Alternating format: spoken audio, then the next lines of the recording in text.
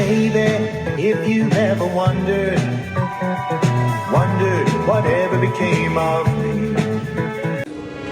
It's showtime. 10, 9, ignition sequence start. 6, 5, 4, 3, 2, 1.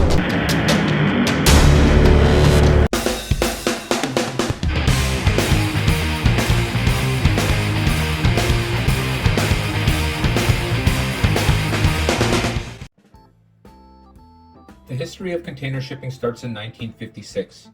An entrepreneur trucker named Malcolm McLean, looking for a constructive alternative to move cargo shipping between New Jersey and Texas, loaded 58 trailer bodies onto the vintage World War II tanker. The TS Ideal 10, or X, marks the beginning of the containerization. It was a new system of shipping goods from one place to another by sea, and Malcolm Lean was known as the father of containerization. A shipping container is a container with stability feasible for shipping, storage. Shipping containers were used for train shipments. They were also used with corrugated box. Shipping containers ranged widely. In 1956, the first metal shipping container was invented to help resolve break bulk problems with wooden boxes. Imagine that. You're in charge of shipping things and they're made out of wood and stuff is just breaking out of these crappy boxes all over the place. The shipping containers were primarily made out of corrosion steel, also known as withering steel. Aluminum, along with fiber reinforced polymer, was also used, or even a blend of the three metals. Wood flooring framework is put in place, followed by holes being drilled so it was possible to attach floor panels. With the rubber seals on the doors installed and correct, they were airtight and watertight for the entire container. Depending on their dimensions, containers can be utilized in several ways. In the shipping industry, shipping containers are used extensively for cargo transport. So how does it work to get product from China to the United States? Your next concern now is how to ship things to the US from China. The sea is the only way, unless of course you're super rich and you can afford to fly things, but if you're putting it in a container, it's obviously going on a ship. So with all this, you wonder how much does it exactly cost to ship something from China to the United States? Well, first off, typically it's going to take 15 to 30 days to ship your product by sea container from China to the US. To the West Coast, that'll be 25 plus days to the East Coast. So 15 to 30 if it's going to the West Coast, so California, Seattle, that kind of thing. And of course, if it's going to the East Coast, so that would be New York and those places, well, of course, that would be 25 plus days. The participants involved in shipping a sea container are these three people or entities, okay? The first one is the shipping company. The shipping company handles the actual shipping, the shipment of the products, okay? Then there's the custom broker, all right? This person handles permission and related documentation, so they take care of all the paperwork in order to get it from there to here. Finally, the freight forwarder. They work with the customs brokers in delivery of the items on nearly located ports. All right, so here's how it's gonna go down. First off, the process will start. Of course, it will be to move the cargo from the supplier to the forwarder's location. The customs clearance will be the next part. Based on the country's regulations where the supplier is based, which is China, this is needed in every port. The brokers will handle the customs clearance as they are licensed for it. The second would be to handle the load or cargo to prepare the actual shipment. The freight forwarder will then select shipping from one port to another that will handle the actual transportation. Usually, this is based on a timeline needed for the shipment to be delivered.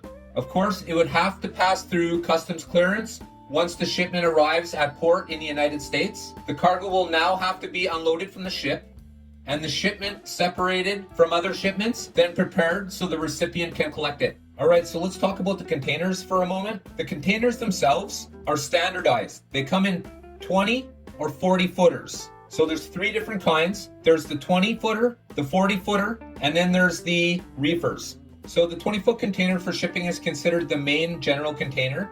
On the outer walls, storage containers are 8 feet 6 inches high and are 14 steel panels throughout the container. On one end, it has a locked double doors. It is designed on the inside with 1/8 thick marine plywood flooring. The multifunctional storage for the shop floor and solutions for commercial storage. A 20-foot container tare weight is 2,300 kilograms. Payload capacity is 27 to 28 tons, and cubic capacity is 33.2 cubic meters. The 40-foot container is the most widely used container in international shipping of large products. Of course, once again, they are fully enclosed, airtight, and water safe.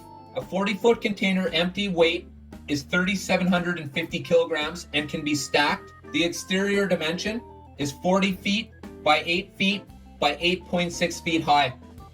Now for a reefer, reefers come in 20 foot and 40 foot. And of course, a reefer is where you would have your temperature controlled items. The shipping costs from China to the United States can usually be estimated by looking at the weight and volume of the products being shipped and the speed at which the products are shipped based on the shipping method used. The average shipping cost for different shipping methods currently range from air express to the US from China is $5 to $9 per kilogram. Air cargo to the US is $4 to $8 per kilogram. The cost to ship a container from China to the US varies depending on the size of the container, the destination port, and the time of year. The average price for a 20-foot container from China to the US West Coast was $1,500 in early 2020, but increased to over $20,000 in September 2021 and dropped to $9,500 in June 2022. Holy mackerel. The average price for a 20-foot container from China to the US East Coast was around $3,500 in early 2020, but climbed to over $20,000 in September 2021 and remained at that level in July 2021. The average price for a 40-foot container from China to the US coast was $15,000 in September 2021, and the average price for a 40-foot container from China to the US East Coast was $18,000 in September of 2021. The latest prices for November 2022 are not available in website research. So where does all the money go? Well, here we go. Container handling costs are as such, including loading and unloading the container from the truck and the transport to the container from the ship. That's part of the handling cost. There are a few things you need to know before you ship stuff from China, and here's a few points. Proper documentation is essential when exporting any type of merchandise from anywhere. That's generalization, not just for China. In China, you will need an export license. An export license is a document that contains information about the exporter, the buyer, the cargo, the value, and the make of the transport, the mode. It is issued to companies by the Ministry of Commerce. Working with containers for your exports to China gives you access to a complete hub of Chinese ports, including offshore ports of Shanghai, Shenzhen, which I believe is where most of the slot cars have been being made, and Hong Kong. Now, why do I say our slot cars have been being made in Shenzhen? Because that is the city where stuff going to foreign countries is made. And the restrictions are much different there than they are for the rest of the country for COVID. For the shipping of our slot car products, I believe they're all coming from Guangdong province. And there they have the port of Guangzhou and Shenzhen. Those are the important ones for stuff that are coming towards us. So our slot cars, I'm guessing, unless someone can tell me different, are coming out of one of those two ports and one of those two cities. Talk about Shenzhen. The port of Shenzhen connects southern China with the rest of the world. known as the Pearl River and Hong Kong Gateway, Guangzhou. It primarily handles manufactured, industrial, and agricultural equipment. So that sounds about right. So let's examine a few pros and cons about shipping from China. So all your products loaded onto the shipping container are entirely sealed. This means no foreign objects will come in contact with them, which I've always wondered about myself personally, with them, so that no damage will occur. Of course, they're not putting it on a tumbler. Also, bad weather doesn't really affect it, making containers more ideal for raw material and food. Best of all, shipping containers are made of hardy material, and they're made to withstand a beating and the conditions. Theft is very rare. Thieves cannot easily break into the container. It's literally a strong box, a metal strong box.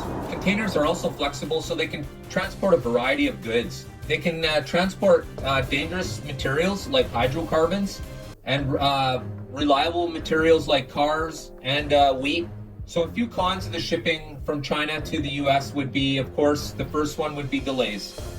Delays are costly, and delays cost everybody along the chain. There's no question about it. In some cases, quality limitations of goods can interfere with the shipping plan. The weight, the volume, the dimensions of the merchandise may not match a standard container.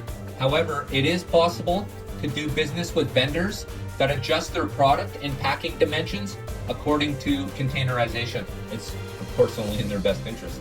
And of course, these measures protect against possible damage, may require special packing as well as special container shipping insurance. So a few problems to consider when you're shipping something from China to the US. Customs exam.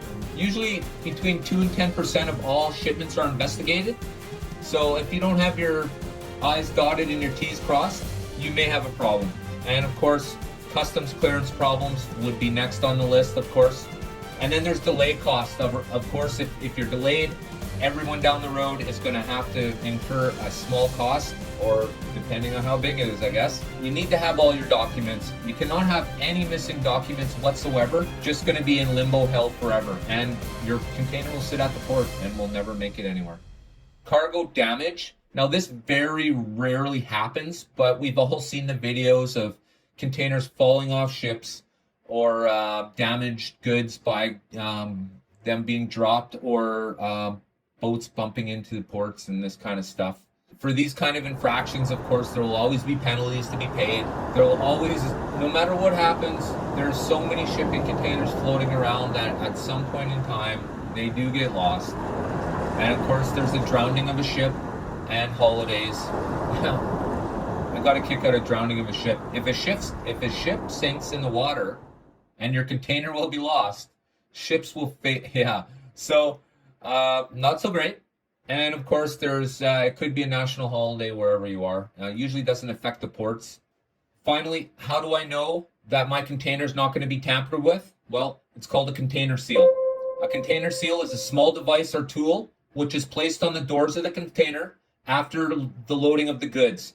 The seal comes with an identification number and ensures that no one has opened the container throughout the journey of the container without the proper approval. Boy, can you imagine if some workers on a ship just decided to do whatever they wanted and started opening up all the containers while the ship was in travel? Unbelievable, just to think. What? Did we just become best friends? Yup. You want to go do Slot cars in the garage? Yup.